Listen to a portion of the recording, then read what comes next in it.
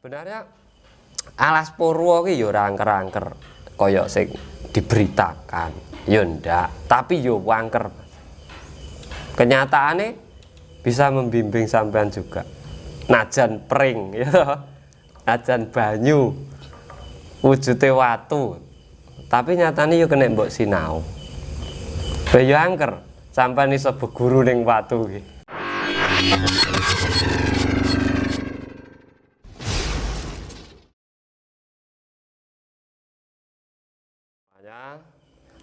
Pada kesempatan kali ini kita ketemu dengan saudara kita yang baru saja ketemu, ibarat kata kita baru saja ketemu. Nah, di sini untuk edukasi ataupun motivasi teman-teman yang lainnya, saya ingin mempertanyakan kepada saudara kita ini terlebih dahulu, nanti biar perkenalan. Habis itu saya ingin bertanya tentang perjalanan spiritualnya sampai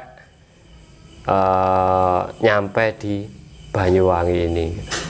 Nah, moga-moga nanti bisa diambil segi positifnya untuk motivasi teman-teman lainnya yang mungkin sekarang sedang dalam perjalanan spiritual juga. Monggo dari Mbak Erin. Mbak. Assalamualaikum warahmatullahi wabarakatuh. Waalaikumsalam. Salam rahayu sagung dumadi kagem sedaya sederek sedaya ingkang mirsani. Mugi sedaya pinaringan rahayu wilujeng. Amin. Nah, yang ditanyakan tadi tentang perjalanan spiritual saya. Semuanya itu butuh proses.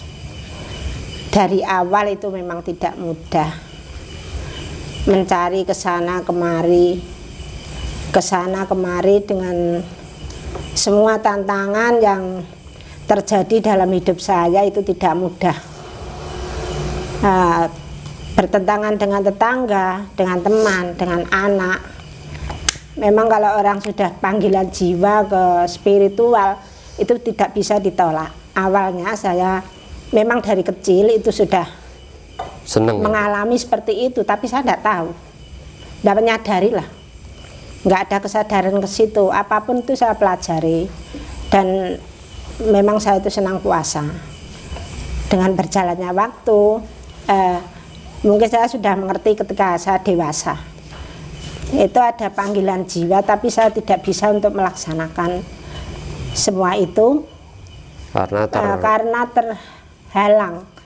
Anak masih kecil-kecil, juga saya masih utuh keluarga, jadi namanya perempuan urusan rumah tangga itu ribet, saya nggak bisa menjalankan semua itu.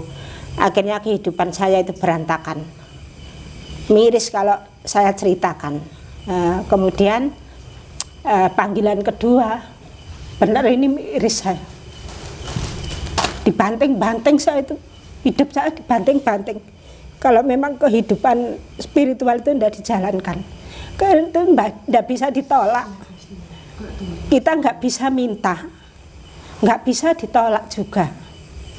Akhirnya saya janji, karena memang semua saya itu lihat YouTube itu dari mana saja. Ketika teman tanya ini, iya saya tahu, ini tahu, tapi nggak ada yang klik saya. Bener ini nggak ada yang klik, karena memang panggilan jiwa itu beda. Kenapa saya nggak klik dengan mereka? Kebanyakan teori yang saya lihat, kebanyakan teori, kemudian ada yang disembunyikan yang saya rasakan. Jadi nggak enak, saya nggak misalkan saya mengikuti dengan nggak ada insting. Mungkin saya masih sampai sekarang itu masih belum menemukan lah. Dengan ini penemuan saya yang terakhir, mungkin perjalanan spiritual saya yang terakhir, insya Allah mungkin sampai di sini. Ini saya itu merasakan suatu panggilan jiwa yang tidak bisa saya tolak, karena memang janji saya itu dulu ketika saya pensiun, saya mau menerima semua itu, saya akan menjalankan semua itu. mungkin yang bermanfaat bagi semua orang yang membutuhkan. Ini yang saya temukan itu di YouTube-nya Kang Tro itu. Awalnya saya cuma mengamati aja, ya komen cuma sedikit lah, nggak begitu banyak, karena yang saya amati itu orang ini antik sak gitu, oh aneh sak gitu, ada apa ya ini. Terus saya pelajari, kemudian yang saya pelajari, oh seperti ini, langsung 1 minggu kalau nggak 2 minggu itu kurang lebih gitulah, 1 minggu itu saya mau nyari Kang Tro. Kang Tro itu loncat sana loncat sini, sangat sulit saya temui, tapi saya nggak putus asa, karena pengalaman masa lalu kalau mencari sesuatu yang sulit itu pasti dapatnya apa yang ada di naluri saya itu pasti pas, kayak gitu. Nyari itu muter-muter sampai, aduh, ini orang carinya kok sulit banget, kayak gitu. Sempat mengeluh saya, sempat mengeluh. Cuma apa nih, saya menyadari, ada kesadaran diri bahwa apa yang saya lakukan itu tadi memang akan menuju perjalanan yang terakhir, gitu. Nah, kemudian saya bisa terhubung dengan Kang Tro, itu dirasakan senang, ya senang banget, karena memang jiwa saya sudah nggak bisa di apa ya istilahnya, nggak bisa dihentikan dengan panggilan itu. Dengan beberapa, nggak ada 1 bulan ya itu.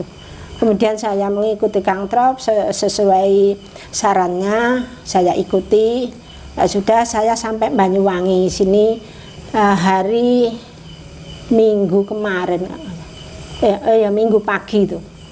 Walaupun jauh, saya sendirian dari Sidoarjo, tetap saya tempuh dengan keyakinan saya, dengan perlindungan Allah. Saya tetap aman, kayak gitu aja. Tidak ada yang lain, saya tidak mikir yang lain, kayak gitu. Karena panggilan jiwa itu sudah nggak bisa ditahan. Saya nyampe di Banyuwangi, dipertemukan dengan bapak ibunya Kang Tro. Bahagia banget. Di sini itu tenang, bahagia banget. Dah. Mungkin kalau saudara-saudara bisa merasakan apa yang saya rasakan, mengikutilah panggilan jiwa saudara. Tidak bisa ditolak, itu tidak bisa. Itu yang saya rasakan, tidak bisa itu. Sama kayak saudara saya yang di samping saya ini, nggak bisa ditolak itu. Saya dibawa ke leluhur-leluhur beliau. Ternyata saya sudah ditunggu lama banget.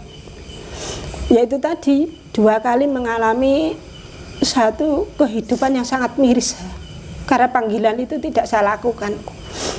Kemudian ini hanya sebentar loh, saya pensiun tanggal 1, tanggal berapa itu sampai sini itu, tidak lama pokoknya. Kemudian saya mengikuti di sini di Banyuwangi itu. Awalnya kalau mungkin ada yang tidak bisa menerima ya terserah ya. Ini mungkin bapak, ibu atau saudara dalam keluarga itu yang dikenal itu saja. Tapi kalau sampean masuk ke dunia spiritual mungkin beda. Saya juga nggak kenal beliaunya. Tapi kenapa saya itu ketika saya datang nggak bisa saya tahan. Nggak bisa saya tahan, kayak antara cucu dengan nenek ketemu itu loh. Betapa bahagianya kita ketika bertemu, berpelukan, karena sudah sangat lama banget, sudah sangat lama itu nggak ketemu. Ya itu yang dikatakan panggilan jiwa. Kemudian saya dibawa ke Alas Purwo. Kebanyakan orang mengatakan kalau Alas Purwo itu kan jalma moro jalma mati. Tapi dengan saya masuk di situ, ya Allah, yang saya rasakan ketenangan, tidak ada apa-apa. Saya yakin itu. Kalau saudara-saudara sekalian ada panggilan jiwa seperti itu, monggo dilakukan. Jangan menunda waktu. Jangan menunda waktu. Karena ini memang sudah zamannya seperti ini, bukannya apa ya? Saya memotivasi saudara semuanya itu biar kita itu bisa hidup dalam kedamaian lah, tidak ada perselisihan antara si A, si B, si C gitu. Jadi ini yang saya rasakan itu sampai tenang gitu, apa ya, damai banget, bukan karena apa-apa ya, panggilan jiwa itu tadi yang sudah saya rasakan karena sudah saya lakukan. Ini sudah ibaratnya janji sudah saya penuhi. Nah ini insya Allah ini perjalanan spiritual saya yang terakhir. Saya nyampe di Banyuwangi. Ternyata setelah saya tanyakan kepada bapaknya Kang Tro, memang Purwo itu katanya kawitan. Jadi kita kembali ke asal seperti bayi. Kalau bapak, ibu atau saudara sekalian mengikuti, ada sedih, ada sedihnya nggak seberapa sih, cuma haru. Ya iya, itu gimana ya, asiknya itu enak banget perjalanan itu, walaupun seperti itu tapi nggak terasa untuk capek kak, paling capek ya sebentar duduk itu sudah hilang. Monggo bapak ibu saudara sekalian kalau mau meneruskan perjalanan spiritualnya, pilih yang tepat sesuai dengan panggilan jiwa panjenengan sedaya. Saya hanya menyarankan saja, semuanya itu manusia hidup pada dasarnya nanti akan kembali kemana? Ke Gustine. Ternyata di sini itu ya itu sama, kita kembali ke seperti anak kecil. Saya itu mengalami sendiri sampai saya tidak sadar itu. Loh kok gini ya saat gitu. Setelah sadar ya tertawa cekakaan itu semua. Ya, sampai saya itu ya gini, ya seneng banget, seneng banget. Saya hanya memotivasi panjenengan sedaya. Monggo kalau memang jenengan ada panggilan jiwa, lakukan itu, jangan ditunda.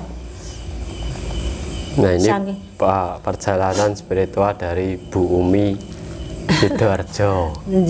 Memang dia ketemu saya belum ada 1 bulan, belum ada. Dan langsung kontak saya, dia mengutarakan keluhannya dari pencarian dalam hidupnya, tentang perjalanan spiritual, harus bagaimana, harus seperti apa, dan sudah banyak yang dia ikuti tapi tidak menemukan apa yang sebenarnya dia cari dalam spiritual itu sendiri. Dan akhirnya kemarin dia menemukan sendiri, dia lakukan sendiri, dia rasakan sendiri, dia jalan sendiri. Karena saya juga tidak paham goib itu, tidak paham. Kalau disuruh ngasih tahu yang goib saya juga tidak tahu. Karena leluhur itu memilih sendiri. Rogo ya mung ragangan. Yen ora ana sing nglakokne ya ora bakal iso mlaku. Ning yen ana sing nglakokne sampean gak perlu repot-repot, mlaku dhewe. Rasakno dhewe, dialami dhewe baru cerita. Aja ceritane didhisikke, ceritane didhisikke kuwi jenenge sampean ngarang cerita. Makanya kalau di luar yang ngaku inilah aku, inilah aku. Kesejahteraan itu siapa saja yang sudah ngaku, itu bukan siapa-siapa. Masalahnya leluhur itu sembunyi di raga kita ataupun di badan anak cucunya untuk melanjutkan perjuangannya yang dulu mungkin belum tersampai gitu. Itu sebenarnya belajar kesejahteraan itu. Jadi kalau ngaku justru dia berarti ego, ambisi ya, ingin diakui, ingin dipuji oleh orang lain. Padahal leluhur itu tidak mau dipuji. Dia hanya ingin meluruskan perjalanan anak-anak cucunya biar tidak terlalu terjerumus, yang akhirnya lupa pulang, yang akhirnya lupa rumahnya sendiri, lupa tradisinya sendiri, lupa adatnya sendiri, bahkan lupa kalau leluhurnya dulu itu lebih tahu daripada kita sekarang, bahkan disalahkan. Orang salah nyalahkan, dia sendiri tidak tahu cerita leluhurnya seperti apa, sudah nyalahkan. Sampean tuh kalau mendoakan, sampean tuh menyalahkan. Baru memintakan maaf itu sampean sudah nyalahkan. Berarti sampean tidak tahu hidup leluhur sampean, sudah sampean salahkan. Tidak tahu apa-apa kok nyalahkan. Seharusnya kita yang minta maaf ke leluhur. Karena apa? Kita lupa. Kita lupa selama ini dengan leluhur kita sendiri. Perjalanan dari Bu Umi dari Sidoarjo. Semoga ada manfaatnya juga buat teman-teman. Nah, ini dari Pak Asrori yang di Pacitan, dekat pantai ini, Pak Asrori. Pak Asrori ini juga orang yang luar biasa perjalanan hidupnya. Kemarin dia lebih singkat ketemu saya, mungkin tidak sampai 3 hari ya Pak. Dia komen di channel saya, Makrifat Jawa Channel, lalu dia langsung masuk grup saya, grup privat, dan di situ saya cuma nanya sekali, sebenarnya apa yang sampean cari. Nah, saya lebih jelasnya biar Pak Asrori sendiri yang mengutarakan. Monggo Pak Asrori. Rahayu sedulur sedaya. Terima kasih Kang Tro atas bimbingan yang sampean berikan kepada saya. Dan inilah yang saya cari selama ini dalam perjalanan spiritual, pencarian apa to sakjaning urip iki piye. Kalau orang mengatakan Gusti Allah iku nitahke menungso iku dadi khalifah. Piye amrih dadi khalifah? Piye manfaat marang bumi lan iso bali marang asal usule? Lama sekali saya perjalanan pencarian itu. Disuruh ini, disuruh itu, sampai berapa uang yang saya keluarkan dalam pencarian apa to sakjane urip iki piye? Urip iki kudu piye? Mosok urip arep ngene wae. Ora ana Gusti Allah nurunke menungso iku kan supaya iso ngatur memayu hayuning bawana. Lah terus apa yang saya berikan? Wong Gusti Allah iku nurunke awakmu iku kanggo memperindah dan mempercantik dunia ini, tidak untuk merusak. Saya melihat keadaan alam, keadaan orang-orang sekarang, piye kok padha cerah bubrah antaraning agama siji lan agama liya. Satu agama saja itu saling menyalahkan. Organisasi iki menyalahkan organisasi padahal podo-podo satu agamanya. Iki nek leluhur kita ini tidak seperti itu. Wong leluhur kita itu mengajarkan budi pekerti yang luhur, dan agama apapun pada intinya itu adalah memperbaiki budi pekerti yang luhur agar dunia itu lebih baik dan lebih cantik indah, sehingga Allah menurunkan kita ke dunia ini tidak sia-sia. Maka dari itu piye to sakjane cari sana cari sini, saya tidak menemukan apa yang saya inginkan selama ini. Ketika saya melihat channelnya Kang Tro, kemungkinan inilah perjalanan saya dalam pencarian hidup saya selama ini.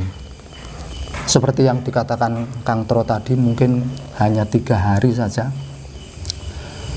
Dalam channelnya itu sangat simple, bisa dicerna otak, tidak bertele-tele, tidak apa katanya, tapi lakonono dewi. Ketika beliau itu mengatakan aku sesuk hari ini mau ke Alas Purwo. Sopo sing arep melu? Saya itu langsung WA Kang Tro. Piye sakjane bagaimana Kang Tro ini? Kalau mau kamu ke sana harinya ini kalau nggak mau monggo. Nanti kamu akan dibimbing dan memperjalankan diri kamu sendiri di sana. Maka dari itu dengan sesingkat waktu 3 hari itu saya berpikir, dan pada saat ini saya melaksanakan apa yang dikatakan, kalau dulu apa yang dikatakan ibu tadi, bahwasanya Alas Purwo itu alas yang begitu angker, begitu menakutkan dan sebagainya, tapi kenyataannya tidak seperti itu. Tidak seperti itu. Di sana itu tenang, damai. Namanya perjalanan itu tetap perjalanan, iku lakonono dewi. Ya iku nggon-nggone para leluhur. Tanah Jawa nek pengen awakmu iku dadi wong Jawa sing beneh. Saya perjalankan di sana, bermalam di sana. Apa yang ya tenang, tapi ada kesakralan tertentu di sana. Ya guyon namanya di sana itu tidak metenteng harus zikir apa dilatih meditasi yang begini-begini, tidak. Kang Tro mengatakan meditasi itu ya seperti ini, wong meditasi kok titik tertentu anu susah, harus kundalini dan sebagainya. Tidak. Inti daripada meditasi yo wis ngene iki. Itu kalau di sana saya dimasukkan, mungkin kalau orang Arab mengatakan itu di Gua Hira, mungkin saja bang. Kita itu koyo Ashabul Kahfi itu ya bertuju di situ. Mungkin loh itu, mungkin seperti itu ya. Ngukur jagungan ngerti itu padang, wis padang. Enek maune peteng, enek padang. Ya wis donya kaya ngono kuwi. Wis amatono dhewe iku donya. Nah itulah apa yang di luar mengatakan bahwasanya Alas Purwo itu seperti itu, ternyata bayangan itu tidak terbukti. Maka dari itu saya terima kasih sekali Kang Tro. Saya dibimbing, diarahkan, dituntun koyo bayi di sana, dituntun ini. Terima kasih sekali, dan mudah-mudahan ini bermanfaat bagi saya, keluarga saya, lingkungan saya, bahkan se-Nusantara, se-Indonesia ini. Kita walaupun di sini andil dalam Allah menciptakan saya turun di dunia ini, yang nantinya kita juga akan kembali ke asal. Terima kasih Kang Tro, terima kasih. Mas Asrori sudah berbagi pengalaman. Ini sebenarnya ya ora enak lah, kayak aku yopo ya kan. Sebenarnya tidak ada di sini, tidak ada tempat saya itu, tidak ada guru, tidak ada murid. Di sini adalah saudara. Saya tidak mengajarkan guru dan murid, karena di saat kita ngomong guru dan murid, di situ ada sekatan.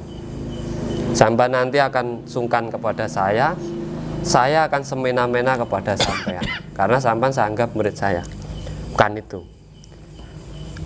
Wong Jawa ki Jawa. Yen Jawa ki ya rukun wis. Ora ana sing bodho, ora ana sing pinter. Kabeh sinau.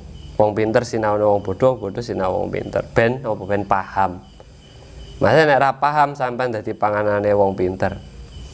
Kan wong bodho panganane wong pinter, wong pinter panganane wong paham. Dadi wong sing paham wae iso mangan wong bodho karo wong pinter. Kan penak to nek iso mangan wong loro. Daripada sampean bodho, rono rene rono ora temu apa-apa. Enggak wis. Nek kanggo gak apa-apa, lek terus ora kanggo. Bodho ra kanggo lak ya rusak iki urip. Nah, sebenarnya Alas Purwo ki ya ora angker-angker kaya sing diberitakan. Ya ndak, tapi yo angker. Kenyataane bisa membimbing sampean juga. Najan pring ya. Najan banyu. Wujude watu. tapi nyatane yo kena mbok sinau. Lah yo angker sampean iso beguru ning watu iki. Dadi sampean iso ngomong-ngomongan karo watu berarti kan. Dan purwa kawitan itu adalah asal mula, makanya diarani purwa wiwitan. Kalau dalam pewayangan di situ masuk namanya gua istana, gua Mayangkara itu masuk. Nah, kita masuk ke dalam itu sebenarnya mempersiapkan raga kita di situ. Makanya di saat masuk itu tidak boleh makan nasi. Nek wong Jawa reinkarnasi. Jadi nek ning kono menawa nalika sampean apa kuwi ngaturake bekti ning leluhur gek leluhur saweneng terus melok sampean mulih kan ora ngerti. Ning ya ora iso ngira, ya ora kena dikira, ora kena diterawang. Melok-melok dhewe wong jenenge jiwa kok. Wong nek sampean diterawang wong ya ora iso. Dudu jin kok. Sing jin ki sing gaene nerawang kuwi lho asline jin kae. Masalahnya apa? Ngerawangi prediksi kok. Padha sesuk mbok terawang udan. Ya nek udan, nek bledek tok. Gak iso Mas. Urip tidak bisa diterawang. Nek sampean belajar sejatine urip, berarti ya apa sing mbok delok ning ngarep mripatmu kuwi lah sing sejati. Aja mbok tambahi enek pring mbok tambahi ngarepe macan. Enek ulone, enek jine enek. Lah iku kan dadine beda. Dan kebanyakan di luar leluhur itu dianggap kodam katanya. Yang wong pekoke wong nek kanggo. Wong nesu ben. Kon goleki engko ben digolek kan goleki Kang Tro kan. Leluhur dianggap kodam iki wis wong goblok Kang. Iki jane ra sekolah kuwi mung maca tulisan iki lho. Wong leluhur sampean ki nek nek leluhur apa ya urip? Apa lahir? Lho Kanjeng Nabi sok kaya ngono kuwi ngenal selawe leluhure lho. Diarani Nabi selawe kuwi leluhure Kanjeng Nabi kabeh. Kuwi mosok ya kodam kae. Ora jeleput ya. Ya kan? Sampean mikir. Diarani iso masuk jiwane kuwi pekarane Kanjeng Nabi sinau ajarane. Nabi-nabi iki disinau ajarane wong ngene iki ngene digabungke dadi kitab kuwi. Makane komplit ajarane rahmatan lil alamin. Ya enek welas asihe, ya enek budi pekertine, ya enek akhlake, ya enek kasih sayange ya to. Lah iki. Lah awake dhewe kok selawe setelon lho ora enek, Pak. Bar mbah buyute sapa ya ora reti. Canggah wis rampung. Ngono kuwi ya sik ngaku wong Jawa jarene. Padahal ora Jawa ya ta. Diarani wong Arab ya ora Arab-Arab nemen. Lah bingung to Gusti Allah kuwi kok ya. Iki wong ndi ngono. Tekoni basa Arab ora iso, tekoni Jawa ya ora paham. Iki basa apa arep tekoke malaikat iki manus.